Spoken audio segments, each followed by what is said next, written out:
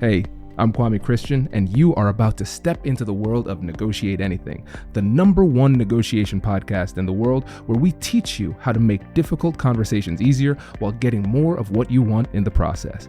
Each episode is packed with practical tips and strategies from the experts. We delve into negotiation, conflict resolution, and leadership skills that are crucial in both business and in life. Whether you're closing a deal, managing a team, or navigating personal relationships, Negotiate Anything provides you with the tools you need to succeed. Our conversations are real, relatable, and most importantly, rooted in practicality. So if you're ready to transform your conversations and elevate your negotiation skills, join me on Negotiate Anything. Subscribe and listen on Apple Podcasts, Spotify, or wherever you love to listen. Let's make every conversation a winning negotiation. Randy, thanks for joining us today. Yeah, thanks for having me. I'm a big fan of the podcast. Thank you, my friend. It's good to have you. We're excited for this one. So how would you get us started by telling us a little bit about yourself and what you do? Yeah, so I'm Randy Ford. I call myself a freelance writer, but also a storytelling strategist. I'm based in Chicago. My background is I was a reporter covering politics in Tennessee, where I'm originally from, and then fell backwards into working in politics and did that and ended up working for a member of Congress for 10 years and then did some public affairs work still in DC. I came to Chicago and decided I wanted to start my own thing, and I wanted it to be focused around the storytelling skills that I had learned working in news, working in politics, working as a communication strategist. And so that's what I do now. I work with nonprofits and trade associations, small businesses, and even individuals who want to get their family and personal stories out on video or in print. That is fantastic. An impressive career. Kudos. You're a brave person actually going into politics. Well, my boss also retired at a time that was good for our sanity. So yeah. That's great. So listeners, this is going to be the outline for our chat today. Number 1, we're going to talk about the storytelling triangle. Number 2, we're going to talk about storytelling for persuasion. So how can we use this in sales and negotiation and our difficult conversations? And then number 3, storytelling principles for better communication. So Randy, let's get us started with the storytelling triangle. What is that? Yeah, the storytelling triangle is kind of a concept that's common in storytelling, but it's really something that we kind of already internalize and do. But talking about it helps us think about it more. And the first thing I want to say is when we talk about storytelling, it's kind of almost become a buzzword that people say that this is something we should do, and we should. But the common thing is that people think that means adding an anecdote at the beginning of your speech. It can mean that. But there's so many other things that we can learn from centuries of storytelling being the most effective means of communication since before we had language. So the storytelling triangle, if you think about just a basic triangle, and at the very top point, that is you as the storyteller, the speaker, the negotiator, the messenger, anything you want to be, but we'll just say the storyteller. That bottom right corner is the story. That's your message. That's whatever it is that you have to say. Now, you have complete control over yourself as the storyteller, as the speaker, and you have pretty good control over your story. The third point on that triangle is the audience, and you have zero control over the audience and how they're going to react to you and how they're going to react to your story. So the whole idea of the storytelling triangle is to try to think of as much information as you know about that audience as possible to tailor and try to meet them as closely as you can if you want your story to resonate. This is really interesting because I've never thought about stories in this way. And so what is the practical value of using this type of framework for your story?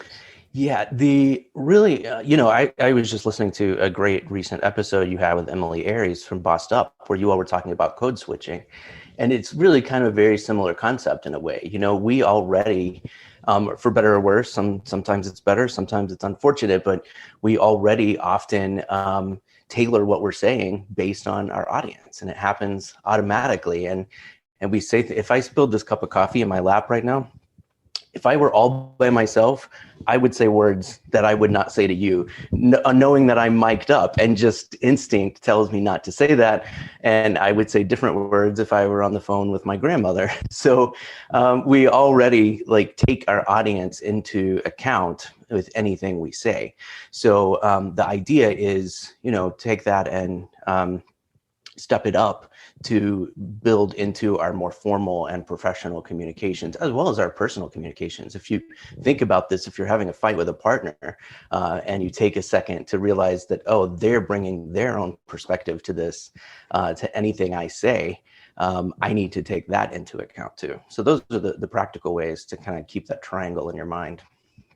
Yeah, I think that's really important. And one of the things that I appreciate about this is the fact that we are separating ourselves from the audience, not in a way to create a boundary or anything like that, but just to really give a visual representation of the fact that we are different from our audience and we are different from the story as well.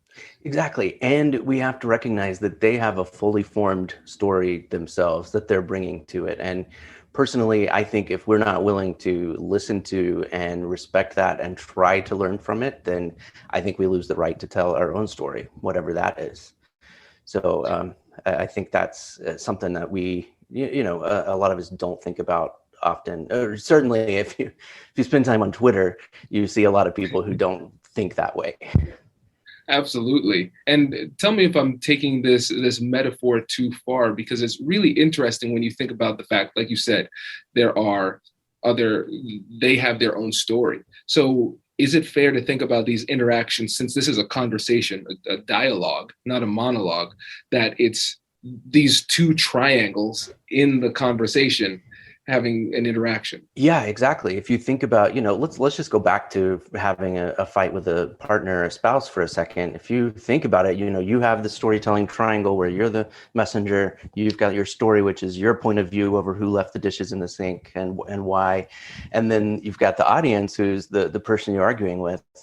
They have their own triangle that is rotated and to where they are the storyteller and they have a perspective on the dishes and you're their audience. And so it's thinking about it, not just for yourself, but that's the way everybody is approaching the world, is with themselves as the communicator. Absolutely. And this really does a great job of demonstrating one of the most challenging things for people to grasp in any type of communication is the fact that there's a difference between a story and the truth, right? Because sometimes we get so bought into our story that we don't understand the distinction between our story, our perspective, and what really happened. Exactly. And also, what needs to be self-edited and what are the important things that we share about our story. You don't want the most important or meaningful things to get lost because we just tell everything, about everything there is. And we're missing those like real nuggets of truth that can have meaningful connection. Running a business online? Instantly build trust with your customers with a domain and matching professional email from GoDaddy so people know that you mean business. And there's never been a better time. Visit GoDaddy.com/GD now, and you can get a domain and professional email plan for just 99 cents a month for 1 year. That's a little price for a lot of credibility. Choose the domain that's right for you and a professional email to match. Go to GoDaddy.com/GD now and look legit. That's GoDaddy.com/GD now. New customer purchases only. Products auto-renew separately. See terms on site. Absolutely. And, this is really getting deep. This is great. because I'm realizing, too, to your point, what needs to be edited in the story. Sometimes the thing that is very important to you in the story isn't as important to them. And it won't be moving to them in the same way that it's moving to you. In fact, sometimes the things that are most important and most pertinent and moving to you and the way that you see the situation as a whole could actually have a negative impact on them in the interaction? Yeah, I'll give you an example. So I do storytelling performances around Chicago, just open mics or produced shows, and it's a lot of fun. One of the interesting things about it is feedback from somebody who was like, "That was great, but you kind of went off on that tangent about that other person, and I really wanted to hear more about you." And so that's always constructive feedback that for some reason I edited more of myself out of the story. And I'm so fortunate that there was an audience that connected and wanted to connect with me more as the storyteller and speaker. So, that's the other thing, is to make sure that we are maintaining and we're not letting ourselves down in terms of what we share from our story. Does that make sense? Again, Absolutely. It's getting very esoteric, I feel, but I know, but I'm loving it. And it's really interesting too, because now, especially when we consider the audience in this, we have to recognize that when we're communicating effectively, we need to think about this in a way where we are not centering ourselves. We need to focus more on the other person and then what they need too, because a lot of times we tell stories more so for ourselves as a therapeutic endeavor where we're sharing with somebody else because we have that human drive to be understood. Yeah. But if we're having these conversations for a strategic purpose, or even if we're just trying to get an important point across to somebody else, we have to recognize that sometimes what we want to say in the conversation isn't what the other person needs to hear in order to be persuaded. Yeah, absolutely. And even in, an even more practical application of that, I get to do some coaching alongside one of my business partners, our mutual friend who's been on the show as well, Mariana Swallow. And so we sometimes go into organizations and talk about more effective communications or more effective meetings so people can get on with their day. But even if you think about your audience reading an email, what is the perspective they're bringing to that? And are you making them do too much as the storyteller? Can you alter their experience knowing they don't have time to read a 600-word email before bed? Or if you're in a meeting, what is the experience that other people are bringing from that? It's 12 o'clock. You've set a meeting for their lunchtime, so you better make it quick. That's the what you owe them, knowing the experience that they're bringing to it. Hello, my friends. Before we get back to today's episode, I want to ask you a question. Have you ever wondered how to elevate your team's negotiation game and how you can help the folks on your team have better, difficult conversations? At the American Negotiation Institute, we offer transformative keynotes and workshops tailored to empower professionals with top-tier negotiation and conflict resolution skills. Whether it's a keynote for your next event or hands-on training for your team, we've got you covered. Don't just negotiate. Master the art with the American Negotiation Institute. Click the link in the description to find out more. Elevate, negotiate, and succeed. I love this. This is great. This is really great. And I think this is a great opportunity for us to move on to point number 2, where we're talking about storytelling for persuasion. So what is it that we need to know when we're actually having these conversations for persuasive purposes? The funny thing, persuasion always is a funny thing to me, because my freshman year of college in my public speaking 101 course, there were several sections of the course, different professors, and at the end of the semester, you could qualify to be in this public speaking competition, and it was supposed to be a persuasive speech was the topic. I think 5 minutes or something. They disqualified me because they said that my speech was not persuasive, it was informative, and they were drawing a line between that. Luckily, my professor stepped in and said, okay, well, I teach that there's no difference, that if you are informing people in the right way, you are making the case to persuade without doing the arm twisting. So they let me back in. I ended up winning $50 for third place, but that lesson stuck in my mind more than anything else he taught me. Plus, I appreciated that he was willing to stand up for me. But so in shaping our stories and talking about ourselves and talking about the truth, that's the most powerful way to be persuasive, especially if we go back to the triangle, think about that audience and what kind of information you need to give that is going to persuade them. Does that make sense? Absolutely. And this is really interesting. So let's talk about that distinction, because so apparently from this story, we know that there are two schools of thought on it. Some people want a more overt persuasion, and some people want information being shared and maybe hoping that persuasion happens organically. Let's get deeper into that. Yeah, there's I know you and I both have a lot of experience in the policy world, so we can talk about it from that perspective too. One thing that I help organizations do is advance their advocacy goals with decision makers, with legislators, and so on. And there's a trend toward storytelling where you say, if you need a vote from this member of Congress, they need to meet a constituent who is impacted by this issue, which is true. But also there's going to be people on the other side who can introduce those stories too. So there's that. There's also the option of giving a 50-page white paper that no one is going to read. So it's really about blending these and showing the information and the faces, and so that this is not just a budget line item. This is actually about these kids who are at this daycare center, and I don't know, I'm making this up, but it is something that actually impacts people, and here are the results that come from that. So that's the information, and you meet the people, and if that's not persuasive enough to high five that little kid who's in this daycare because of this one budget line item that you wanted to cut, then some November will roll around where somebody remembers that. So, right. This is really interesting, Randy, because now I'm getting a better picture of the position of storytelling for persuasion. Because really, when it comes to storytelling, I think about it in terms of I call it the Trojan horse theory of persuasion.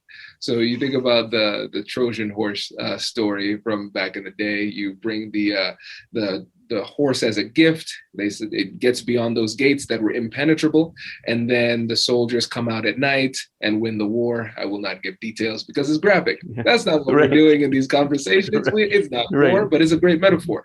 And so with these stories, what's happening is that we're lowering people's defenses. You can't help but listen to a story. We're wired for story. And so the story goes in and they absorb it and they get the message, and you get the message inside of them with less resistance. Yeah, absolutely. It's the old adage, walk a mile in another person's shoes. If you're having a transparent negotiation or conversation, to be able to say, okay, great, let's look at this from my perspective. Let me tell you what is going on with me. Let me tell you what I am all about in this situation. And that very transparent way of just bringing it out and saying, okay, well, this is who I am, and this is how I'm approaching this. Whether it's, some kind of big merger or, again, back to the dirty dishes, it's the same. It's just saying, okay, I'm going to tell you what I'm feeling, what I'm thinking, who I am, and we'll go from there. Absolutely. And I want the same from you. I expect you to be transparent back with me, and in that same way, if we're going to do this on the up and up. Absolutely. So it's a great tool for mutual understanding, right? And I think what's great is that you can pair storytelling with other persuasive techniques that come at a different point in a conversation, and it makes it easier. And so using this in tandem with some of the other negotiation and persuasion techniques that we talk about in this show is a really powerful way to convey a message persuasively. Yeah, absolutely. Absolutely. That's fantastic. Well, let's transition into the third point, and I think we could spend a good amount of time here. Principles for better storytelling and communication. So we've all heard bad stories and we've all heard good stories, but we can't often articulate what's the difference between a good story and a bad story. So help us to understand what we need to do in order to tell a good story. Yeah, and part of this is also helping people understand that when we say storytelling, whether it's in a corporate setting, a presentation, negotiation, anything, it doesn't necessarily mean story time. So, some people might think, oh, once upon a time, we came to the negotiation table, and hopefully, happily ever after. That's story time, and it can include that, and it can be that kind of approach. But really, again, as I was saying, like, storytelling has been around since before we had cave drawings were stories, if you look at them. So there are things that we are just wired to do. I mean, one thing, I'm not like a big science guy, but this thing is one thing that I love is anytime we take in new information, through any of our senses, it passes through the part of our brain called the neural story net, which just fills in any blanks. If I tell you a story about a cat, and don't tell you anything else, you, without even thinking about it, may picture a cat that you know. And so that's another reason to be aware of your audience and what they're bringing into this, because any information you don't tell them, they are going to fill in.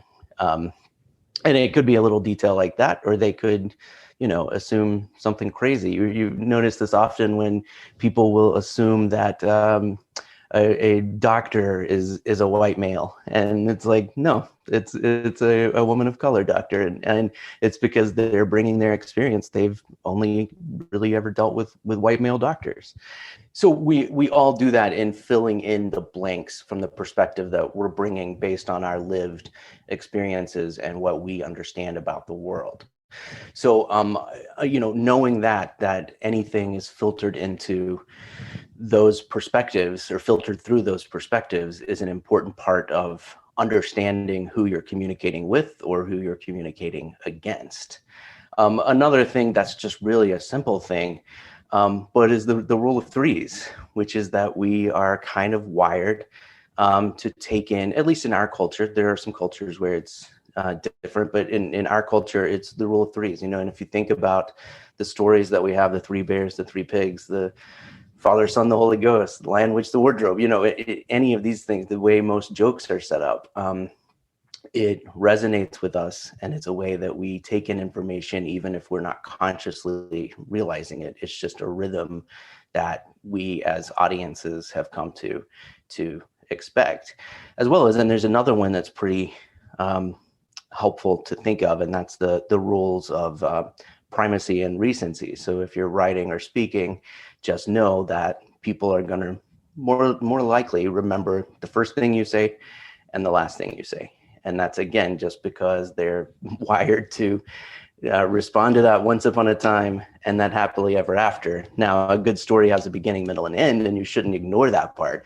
But people are going to likely remember that the first thing they heard and the last thing they heard. So, if you have a bulleted list that you want people to do, bury the boring stuff in the middle. And that's going to play into the way that people have been taking in information, because we've been hearing stories our whole lives. Nobody said, Daddy, I want you to read me a bedtime PowerPoint. It was, we heard stories. It's just how we're wired to take in information. Absolutely. And let's talk more about that rule of three. And so let's give an example of a business context type of thing. Let's say you're within an organization, and your job is to create this new project. It's something that the organization has never done before. The board is kind of skeptical, and you want to get them on board. And so you have an opportunity to have a conversation with the people, and you decide, hey, I'm going to tell a story. In that type of context, how would the rule of three play a role? The very first thing I would do is make sure, if I'm trying to get them on board, that I show them a slide or something that says, these are the three things we're going to do. This is going to be easy. This is not the over-the-top project that you're worried about. Sure, it's going to cost you billions of dollars and could destroy the company. But here are the three ways we could make it work to do it. And people can resonate with that number. Some lists are 5, that's fine. But if you get it down to just 3 things that we are going to do to make this happen, that is a manageable thing that people know and kind of have come to expect. I think that's great. And it's tough because I think there's a lot of allure to complexity, because sometimes, especially when you come from the world of the ivory tower, you graduate from school, you have all these very theory heavy professors. Oftentimes, sometimes you buy into the belief that the more complicated it is, the more intelligent you look, and getting people to adopt simplicity is really tough. Simplicity is like a big deal, and I'm glad you said that, because there are things that are important and meaningful to us that we and we touched on this a little bit earlier, may need to cut out to get to the things that are really meaningful. And there are those kinds of people who are communicators who are more, I don't want to get into the communication styles right now, but the kind of people who overshare without realizing it. And I love my mom to death, but she is one of those, where a story will go on, and then sometimes I feel like she's writing a document and just keeps opening a new tab for a new document as she's going. And I'm like, this started as a story about a dog we used to have, and now I'm learning about this vet that somebody goes to off Broadway. I'm like, we're off track. We got to get back to the story here.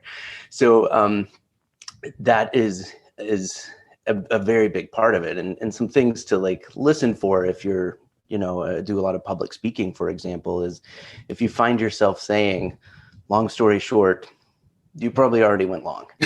You probably need to rethink how you talk about it, or the long and the short of it is another term that people do, and so just scaling that back, thinking about what I need to share and what I can come back to later. The other thing is, there's usually always an opportunity to share more of your story. This is not the only time you're ever going to speak. And maybe you're in a situation where there's a question and answer time, and you'll get to address anything that wasn't those core three things that you decided you needed to get across. Absolutely. I think that's really an important part of it, because the conversation doesn't end with your story. Yeah. Let's hope not, So that's not a good sign. Exactly. Yeah. And you can start to put in more details after the fact, just like you said, you can expand on it, but you want to use the story as an opportunity to capture the core of the message. And I think one of the things that's tough is that people want to feel organic with the way that they tell their stories. And they say, okay, yeah, I'm just going to tell this story about blah, blah, blah. And they don't talk about how they're going to do that beforehand. They just go in and wing it. And so what are your thoughts on winging it as a strategy? It's not so great. And you and I didn't wing this. We talked about 3 points, in fact, that we wanted to hit on, which you outlined for the audience up front. Again, going back to my colleague, Mariana Swallow, she tells people, if you're going into a meeting or you're giving a speech and you don't have time to prepare, at the very least, pull out an index card and write down the 3 points that you want to have made by the end of it. And at the very least, that will help you. The other thing, if you do absolutely have to wing it, think about your ending. How are you going to get out of it? Because again, that's the last thing people are going to hear. It's the first thing they'll remember. And we've all seen those presenters or other speakers who will just say, well, I guess that's all I got. And that is not something. So if you do have to wing it, think about those things. What do I want to get across? What is my exit strategy? That's big. And another thing that I've seen often, and this is communication in general, but I think it applies to story too, is that people signal the end of their thoughts, and at the same time, I believe, a lack of confidence, or it can be interpreted as a lack of confidence, by slowly decreasing the volume of what it is that they're saying. And then it's almost like somebody accidentally pressed the mute button, and all of us, I guess they're done now. That's it. Yeah, right. No, you're right. And that comes across, whether it is a lack of confidence or not, it can come across that way. And there are certain vocal inflections that we, very intelligent people may do that make them come across as being inconfident, or not having confidence, or not being transparent sometimes. Yeah. And so one of the simple rules that I try to follow when I'm doing interviews is always end on a strong point. Always end on a strong point. I don't want it to end with a whimper. Yeah. To use a gymnastics term, we want to always stick the landing. Yeah, exactly. Yeah. This is fantastic, Randy. I really appreciate this. Before you go, can you let the listeners know again about the work that you're doing and how they can get in touch with you? Sure. Yeah. So go to firststorystrategies.com. That's my website, of course, and you can see all about me there. So I work with nonprofits. I work with small businesses who are looking to talk about what they do. So I do some ghostwriting if people need blogs. I love helping them tell their stories that way. We do some video production work to do kind of mini documentary storytelling. And I work with a lot of families and individuals who want to get their stories down, which especially after this past year and a half, it is just a huge opportunity that I hope people are not missing. Wait. Now, before you sign off, I have something to tell you that I've never told you before. Just kidding. I've told you before, but you should listen to it again. I want you to know about Negotiate Anything Premium. Imagine all of the things that you love about our traditional feed, plus so much more. I know you like our traditional feed because you're at the end of the episode. And with Negotiate Anything Premium, you'll get more bonus content you've been asking for, more of the expert insights that you can't get anywhere else, and more exclusive behind-the-scenes access into every conversation. Are you ready to get more of what you want out of your life, career, and every conversation? With Negotiate Anything Premium, you'll have access to more high-level, custom-designed content and insights, giving you the tools you need to negotiate higher salaries, better deals, and better relationships in your life and career. Once I had a listener share that Negotiate Anything helped her to negotiate a $53,000 raise. Could this be you? What would that mean for your life? I've seen firsthand the impact this model has had on my life and the lives of my corporate clients, and I am confident that it can do the same for you. Are you ready to negotiate more of the best things in life? Click the link in the show notes to learn more. I'll catch you later.